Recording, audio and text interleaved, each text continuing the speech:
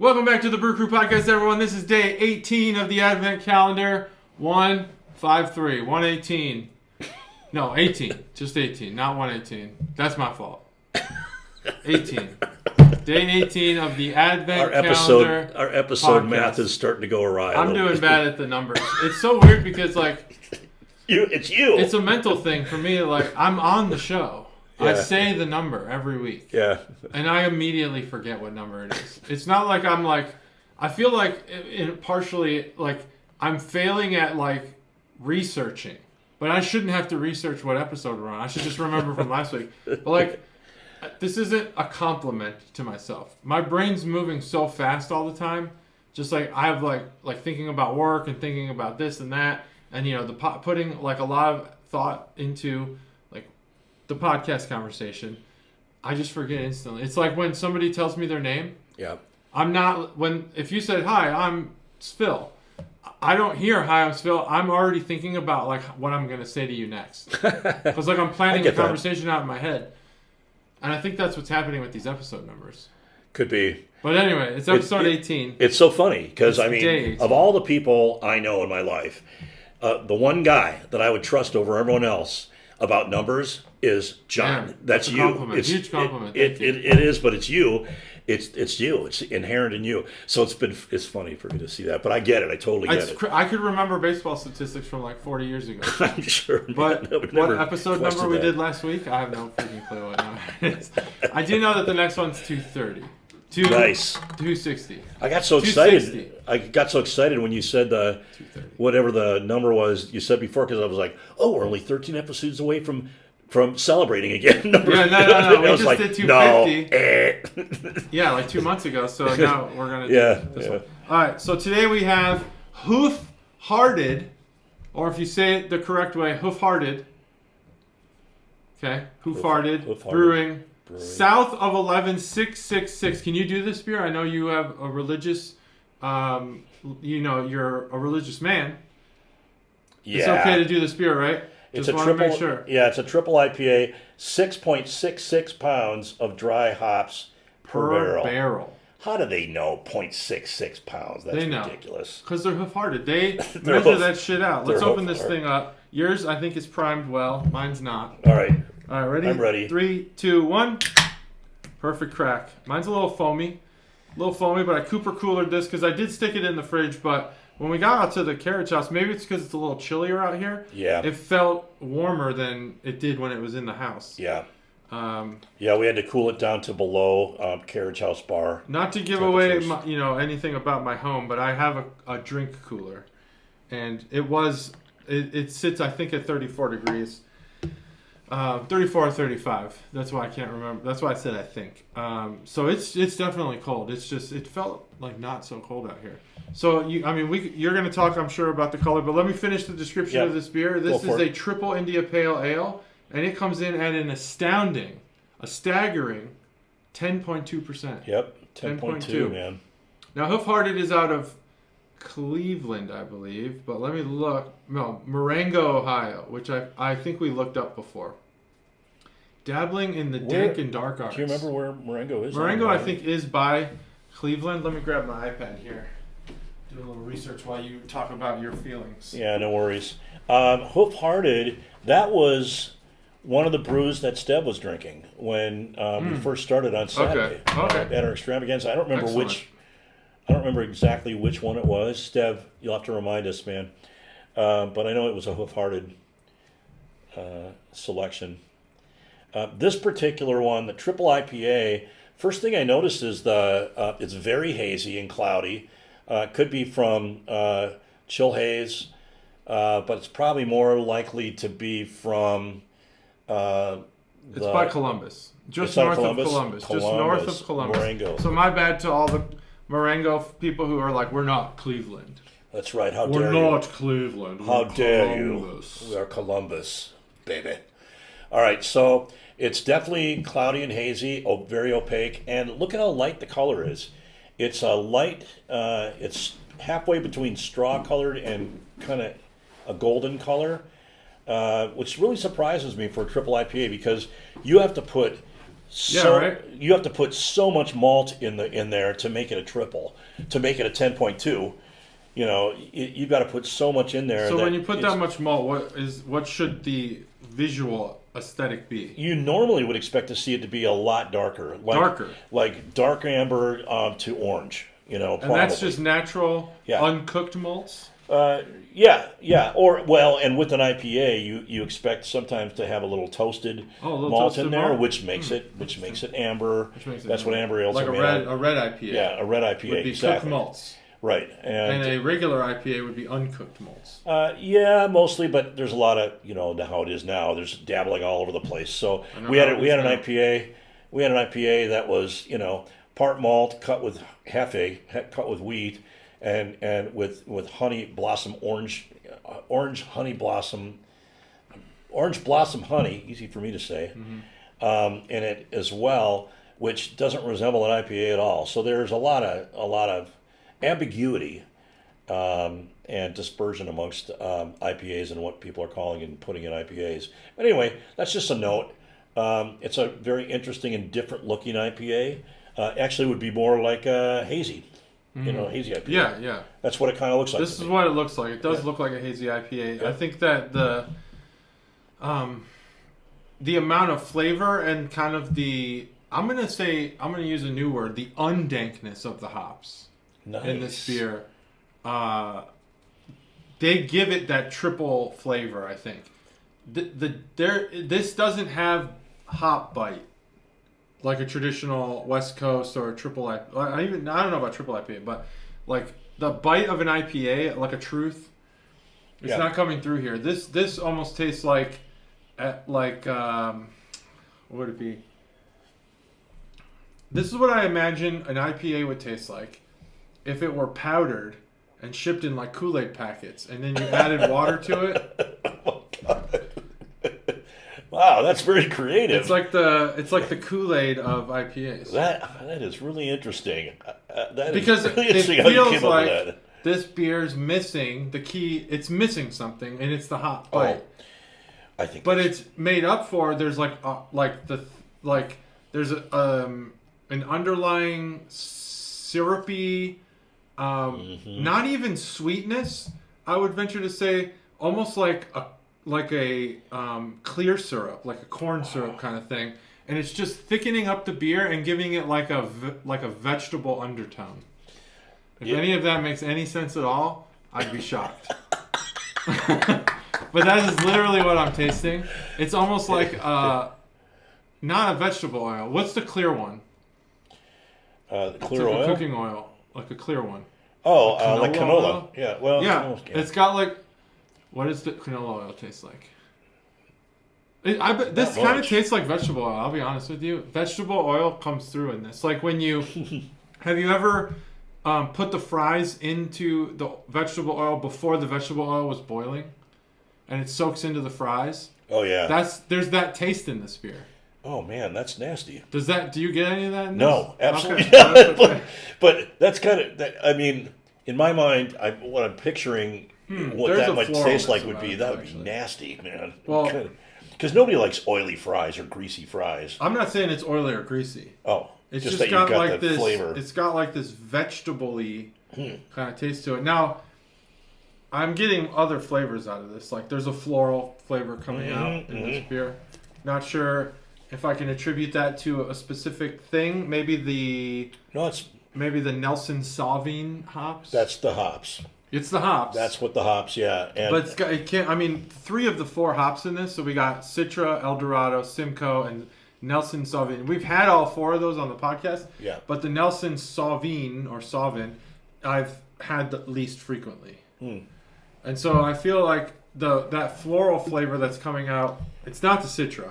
We know that. Yeah, Citra gets its name for a reason. I'm tasting orange and lemon juice in there, and that's from the Citra. And lemon juice. Yeah, it's got a sparkle to it because thank goodness I like this IPA a lot, and the reason I've kind of said in the last 2 podcasts where we had IPAs, I'm now moving away from the West Coast style a little bit because I want to taste more of the beer besides the frickin' hops.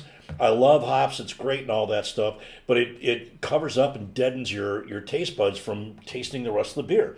So I like that this is lighter on the hops up front because it opens up the beer, especially a triple IPA like this. It opens up the beer to so much more.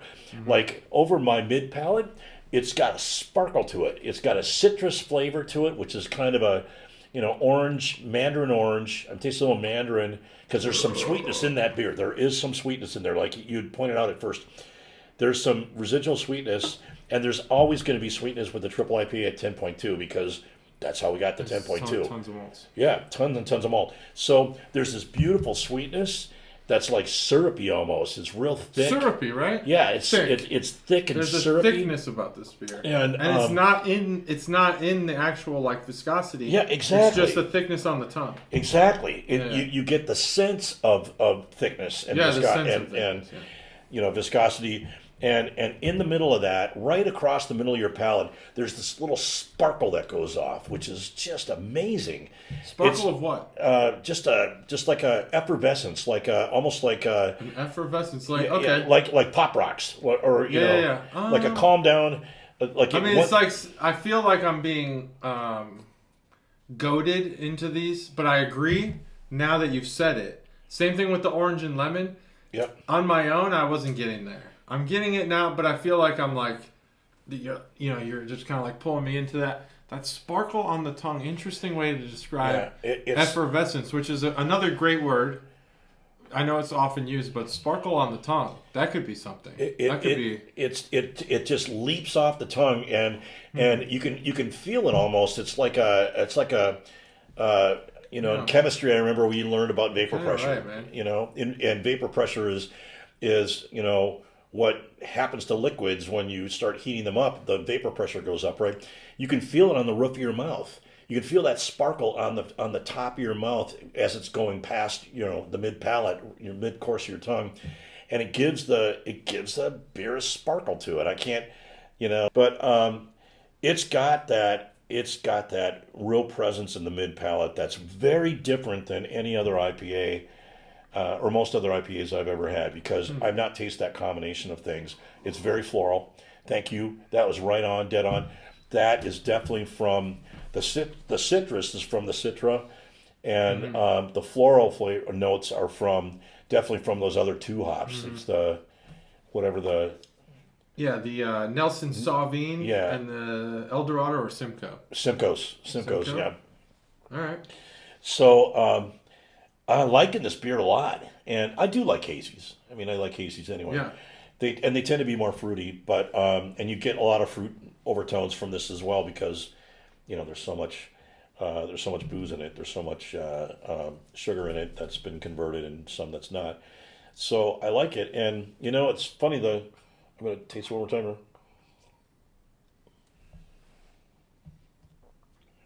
Oh yeah, that's a terrific beer. That's a really good beer. The finish is really interesting too. It's got a bit of like a little sharp, quick bite of jalapeno in the finish, and then a nice long, sweet, smooth finish. Not super long like the syrupy, the Oscar Blues, finish that lasted for like 10 minutes on the back of your mouth. That was insane, but it's less than that, but it's still a pretty good finish. Like I'm still tasting it right now. I don't know. That's a good beer. Cool. All right. What else are you tasting? I'll get you some of those thoughts here. Here's the can art. Can art bonus segment brought to you, of course, by Barrel House. Yep. So what we have here on this can art, Hoof Hearted is great at can art. They have the goat manifestation of Satan, I believe. He's got red angel's wings, fallen angel, Lucifer. He's got like awesome kind of macho man, maybe actually like Bret Hart style sunglasses, reflective sunglasses, riding a bicycle. Doing a wheelie. And interesting enough, the bicycle has like those pads on the handlebars and on the middle bar, which you don't normally see from like this is kind of like the Southern California style, but like shirtless, like bike kind of BMX bike wheelie kind of riding guy. You know what I'm saying? Yeah. But they don't usually have those pads. He's also holding rollerblades in his hand, and he's got, I guess, track pants on. Also, there's a pentagram with candles around it on the floor. So there's a lot going on there. South of 11. What does that mean? And he's holding rollerblades in his hand. Yeah, holding rollerblades. Yep. Which we're not sure about because I don't think he could get his hoofs in there. But details. Oh, south of 11, I guess. I don't know if there's another meaning. Like 666 obviously has several meanings, and it's because they have 6.66 pounds of dry hops, per but barrel. it's also 10.2% alcohol, which would be south of 11. South of 11, good, very, very. But good. I don't know if south of 11 has another. There's my data scientist going on right there. Yeah, there it is. I don't know. That doesn't mean there ain't one, but I don't know. It does have a serving temperature on this as well. So south of 11 degrees. No, 46 degrees Fahrenheit. I'm just kidding. 11 degrees centigrade? No. Well, that would be actually 11 degrees centigrade. What would that be? No, that would. I don't know, man. I don't know the conversion of that. All right, so that's the Can Art Boner segment. Now, nice. There's two things missing from this beer. When we talked about what we do taste, I want to talk. I did mention one thing. I don't taste hop bite. The second thing I don't taste is the booze. A 10.2% IPA could be boozy, but this one I don't feel is. I agree. The booze doesn't come off, and that's a good thing. That's a good quality. Is the missing hop bite a good quality? It's up to the consumer for that. But I think that lacking the alcohol bite is a positive thing for all drinkers, all beer drinkers. I get a lot of the flavors you described. I get the floral. I feel like I might have been goaded into the citrus flavor. I think that it does do a little dance on your tongue, like a sparkle or whatever you called it. Yep. And that's interesting because, like, from a first take perspective, your gulps don't contain carbonation. That's right. But there's carbonation there. Yeah. Because you feel it later on the tongue. So.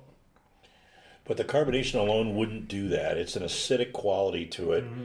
And it's probably citric acid. I'm thinking that's kind of what it tastes like to me. But I might be fooled by that too because of the citra hops, which doesn't mean citric acid. It just means they impart that kind of those citrus kind of overtones. Yeah. But it's in combination with the other things. So where I'm tasting the hops is in the very finish. Where I said the little bite of jalapeno, that's hops. That's the hop bitterness. But it's so mild. Yeah, I'm not getting it at all. It's just a little quick bite, almost like a jalapeno pepper, on the back of your palate, just before you swallow, and then it's gone. So that's the evidence of the hops. That's it, though. No, there's really not that much. Well, except for the floral qualities, which are clearly hops. Yep. Now there's one other thing missing, yeah. Which, if you agree, will be great. If you disagree, will be a true test of whether or not this cold weather is affecting me. There's no breath on this beer. When you breathe out, there's nothing. It's all palate. It's all palate, and that's it. When I breathe out, I don't get any beer in there. It's like blank. It's a blank space, like Taylor Swift said. So that is an interesting thing because IPAs. Taylor Swift out. Wait a minute. It's a blank space, baby. Man, you're showing. Do you have a breath on this beer? No, I don't think it is. In the nose, at least? I had not even noticed that before. Exactly, because it's not there. It's hard to notice something that doesn't exist. And that's unusual for an IPA. And that's where I would think that a lot of that hop bite would come from. Yeah. But it's all on the tongue. It's so weird. This is a weird beer. Mm-hmm. I don't know if it's purposefully complex like that, or if they're just like, let's throw 4 types of hops in here and just call it a day. But there's a complexity to this beer that actually I think has more. There's more complexity to this beer. This is my opinion, of course, than the Day 17 beer, that Oscar Blues beer, which I found to be complex, had a breath, but I don't know. I didn't see the complexity like you had. You had just defined its complexity. Yeah. This one, I feel it's like, wow, this is an interesting beer in a lot of ways, and either I'm sick or this beer does not come out in the breath. And I think it's that there's no breath here. There's a lot less. There's hardly anything there, which is the signal part of it, which is really important, right? Because a lot of times you'll get some of that blast up front, and and then you'll get more on the finish in the back, and that's those all add to the flavors. It's a whole different taste profile. It is, because a lot of our taste is governed by what we smell. Yeah. So that you're right about that, and that's really interesting. I had not noticed that before. I was so concentrating on what I was tasting versus that. I had not really noticed that, but that's true.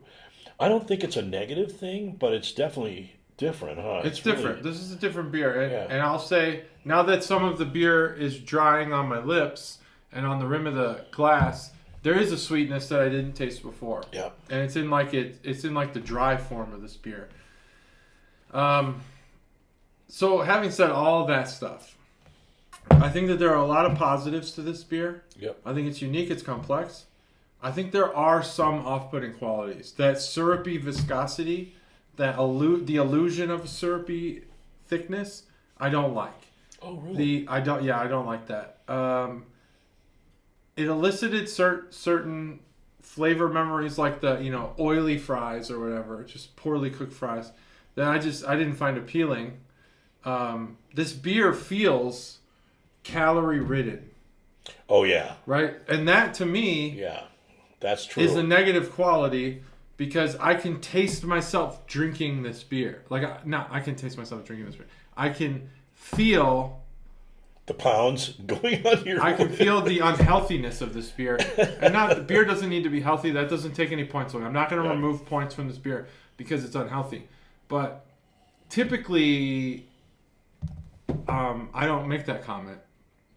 Also, you had mentioned that this beer is not colored like a triple should be colored. Yeah, it's hazy. There's a lot of interesting aspects to this beer that I wouldn't have known if you weren't here. But I also do taste some interesting stuff. Given that, I feel that this beer, I don't know. So the dry hopped part. Yeah. Let's talk about that just for 1 second before we wrap it up. Mm-hmm. So, wet hopped beers is basically, and let me be wrong until I finish, and then correct me if I'm wrong. Sure. Right? We have this tank. We put the hops in, dry, and then the beer comes in. That's wet hopped. Is that true? The second version of that is the beer goes in, then the hops. That's dry hopped. Yeah. Is that right? Yeah, and the dry. Oh, shit. I thought I was going to be wrong on both accounts. No, you're dead on.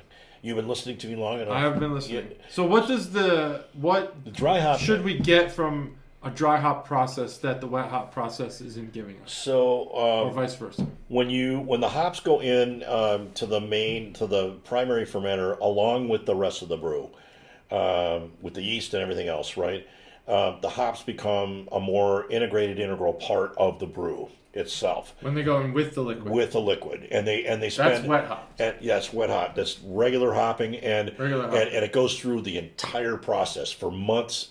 Sit in the fermenter, then you'll rack it off into the secondary fermenter, and it'll sit for months in there. It all has the hops in there, and the main purpose for hops is the oil in the hops. The oil in the hops provide all of the yummy beer goodness that we're used to tasting. It's and plus there's a preservative quality to the hops. Yeah, that's where IPAs came from. Exactly. The name IPA. Yeah. Exactly. We talked about that on episode 1. India Pale Ale. They were shipping this stuff to the British troops from the old British Empire that were stationed in India. There was no Suez Canal. They had to go all the way around the Cape of Good Hope. I don't remember which one it is. So, all the way around Africa. It would take months for a ship to get all the way to India, and by the time it did, the beer was spoiled. So they had to find a way to create a different kind of beer that would make it all the way there and be preserved in itself. And they discovered that the more hops they put in there, the more preservative qualities there are in the oils of the hops. So there's an acidic quality to it, which of course is antibacterial right there, and then there's also the oil itself, which is also antibacterial. So they put more hops. Bottom line. So that's the oils come off when you wet hop, Yep. regular hop. Yep. The dry hopping process. The dry hopping happens not in the primary fermentation at all. Only in the secondary. Yep, they rack it off. It spends a month, 6 weeks, whatever it is, in the primary fermenter. They rack it off to get rid of all the crappy yeast cells and all the crap that settles down to the bottom. And they put it in the secondary, and then they throw dry hops in on the top. And then they cover it up, let it go. So the dry hops will... obviously some of those oils will still get into the brew, but because it's sitting on top, you'll get the fragrance. You get more of the fragrance of the hops, which is why when you have a double dry hop beer, dry hopping a beer in the first place, you'll typically smell the hops right away, and you'll taste them right on the tip of your tongue, and then there'll be a big, huge finish, right? But what's interesting is on double dry hop, it's crazy. The double dry hop beers are so hard to even drink sometimes because they're so hoppy. But this beer here is single dry hopped, triple IPA. But you can't really tell that much, like you were saying up front. Really there's not in the initial taste. There's not an overpowering hop smell, that pungent smell or the floral smell that you get with hops. So you think there's more hop bite in a dry hop than a wet hop? Oh yeah. Oh, there definitely will be. Okay. There will be because it's up top. It's up top on the top. Yep. It's up top. It's the last thing they put in. The rest of the brew's already fermented and starting to integrate. There's going to be more integration going on, obviously, throughout secondary and tertiary fermentation, but you're adding that element in, which is going to be more overpowering. It's like adding. It's when they say, when you add spices to your dish and you add it late in the game, well, that's going to be an overpowering smell of rosemary rather than whether you put that rosemary in before when you first started to cook it, right? Yeah. For the very same reason, because it's not. Yeah. Once you cook anything, and think of fermentation as cooking, even though it's not really at heat. There's heat generated, but when you're cooking something, everything dilutes a bit. Everything disperses and dilutes and integrates a bit. But the later you put it in, the less it's cooked, the more prevalent it's going to stay. So that, like spices in a food, it's the same with hops. So that's how you can think of it. But that's a really great point that you made. You brought that up because they made a point of saying it's dry hopped, which means late in the game, more hops. Okay. That means that doesn't mean they don't put hops in the brew in the primary. It means they add more hops in the secondary that sit on top, which is going to make it more hoppy, typically.